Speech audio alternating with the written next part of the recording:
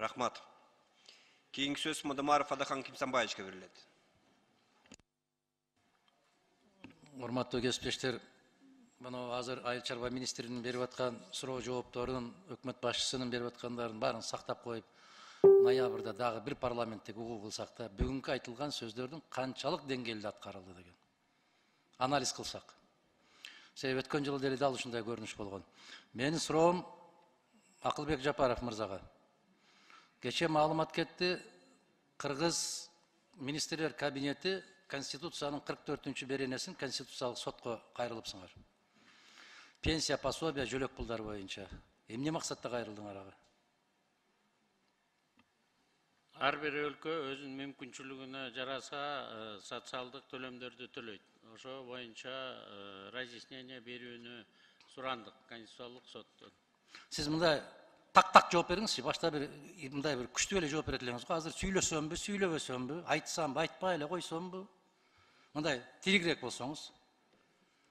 Мен билем, даражаңыз бийик, билем, бирок мындай так жооп бериңиз. Кимсанбаевич, мен сизден улураакмын, даражам дагы улураакпы. Ошон үчүн мага акыл үйрөтпөй эле койсоңуз. Анда тагыраак жооп бериңиз да, там сүйлөгүңүз келбегенде. Кабинет министров катары өзүбүздүн укугубуз менен колдонуп, Конституциялык сотко ошо статьяны чечмелеп берүүнү суранып кайрылды. Анын эмнесин түшүнбөй атасыңар силер? Биз колубуздан келген гана жардамды бере алабыз. Анда эмне үчүн Конституцияга жазып койдуңар? Анда эмне Конституцияга ошентип жаздыңар? Ошо жазылып атканда мен каршы чыккам. Бирок ошо эркинде формулировка болуп калды. Анда иштебеш керек да. Каршы чыккан позицияга иштебеш керек да. Мен пенсия төлөй албайм, мен пособия төлөй албайм, жөлөк пул төлөй албайм деп айтыш керек да. Адахан Кимсанбаевич, мен төлөй албайм.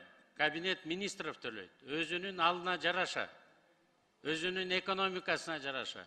Бүт дүйнө жүзү ошондой. Прожиточный минимум жыл сайын өзгөрүп турат. Туура. Корзина өзгөрүп турат жыл сайын. Туура. Аны кубалап жеткен Америка дагы жок.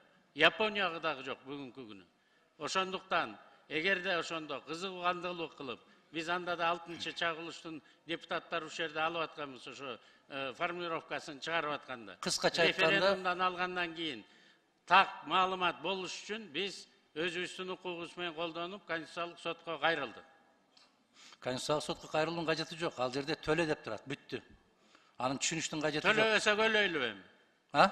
Төлөбөсөк өлүп калайлыбы эми? Төлөй албасаңар иштей албайбыз дегиле да. Биз Конституцияны аткарбайбыз дегиле да. Биз иштеп атабыз. Ошо Конституциянын статьясын так чечмелеп бере турган орган бар. Аны сиз дагы мен да чечмелей албайм. Сиз аны так билесиз. Конституциялык сот гана бере алат. Разъясненияны, толкованияны дагы. 44-чү беренесинде анын түшүндүрмөсүнүн кажети жок, так жазылып турат. Кыргызстанда пенсиялар, жөлөк пулдар, пособиялар эң төмөнкү керектелүүчү куржундан кем болбойт деп турат. Бүт анын эмнесин түшүнүксүз. Ошо керектелүүчү корзинаны өзүнүн экономикасына жараша өкмөт тактайт. Биз ошого жараша Конституциялык сотко кайрылып атабыз. Жыл сайын керектелүүчү корзина чоңоюп турат. Биз ошого жараша өзүбүздүн төлөмдөрүбүздүн баарын оңдодук. Бирок бүгүнкү күнү экономика ушуну так аткарганга пока күчүбүз жетпей атат. Ошону толук бизге мүмкүнчүлүк бериңиздер, формулировкасын кандай деп түшүнсө болот. Кем эмес болуш керек деп турат. Анда биздин Конституция күмөн экен да, туурабы? Ошо статьясынын формулировкасын биз так чечмелеш үчүн Конституциялык сотко кайрылдык. Бир статьясы үчүн. Да, кайсы статьялар күмөн? Мен билбейм, мен Конституциялык сот эмесмин. Аны Конституциялык соттон сураңыз. Мен сизден сурайм. Бул сиздин милдетиңиз. Бул сиздин милдетиңиз, ошо Конституциянын беренелерин так кыйшайсыз аткаруу, пенсия төлөө. Менин милдетим республикалык бюджетти, законун сиз бекитип бересиз, ошону аткарыш. Жок, кечирип коесуз. Анда милдетиңизди түшүнбөйт экенсиз. Конституцияга сиз дагы ант бергенсиз, мен дагы ант бергем. Ага баарыбыз тең жооп беребиз. Биз ошо Конституцияга берген ант менен ушул жерде отурабыз, сизден сурап атабыз. Эмне үчүн аткаруу бийлиги аткара албай атат деп сурап атабыз. А эгер сиздин күмөн санап аткан болсоңуз, бир жылдан бери эмне үчүн бербедиңиз? Ушуну берип атасыңар, ушул жогорку кеңеште улам маселе көтөрүлгөн сайын берип атасыңар. Эмне үчүн ушу мезгилге чейин бербедиңиз? Эмне үчүн каршы чыкпадыңыз? Биз мурун даярданып келдик, даяр болгондо тапшырдык Конституциялык сотко. Бюджетте ошол 44-чү беренеге жараша коюлганбы акча? Ошого жараша? Ошого аракет кылып атабыз. Ошон үчүн пенсионерлердин айлыктарынын баарын биз көтөрдүк.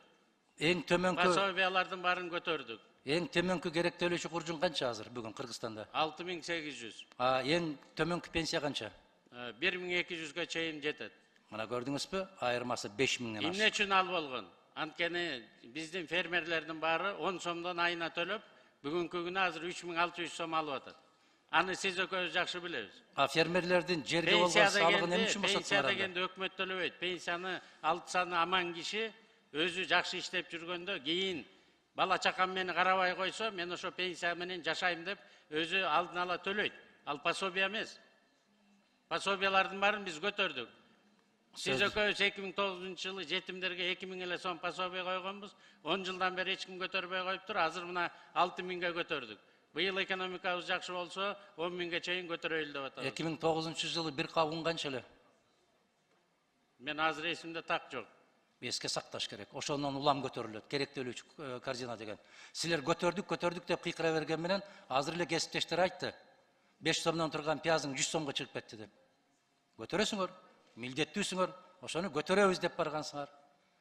Ал жүктү көтөрө албасаңар, көтөрөбүз деген азаматтар турат. Бергиле ошол азаматтарга көтөрүп кетсин ары карай. Мына ушундай Бере турган убакытта келет. Ушундай мамиле жасаш керек. Урматтуу кесиптештер, мен өткөндө эле айттым эле, өкмөттүн отчетун берип атканда Конституциянын 44-чү беренесин аткарбагандыгы үчүн гана булар кызматтан кетиш керек деп.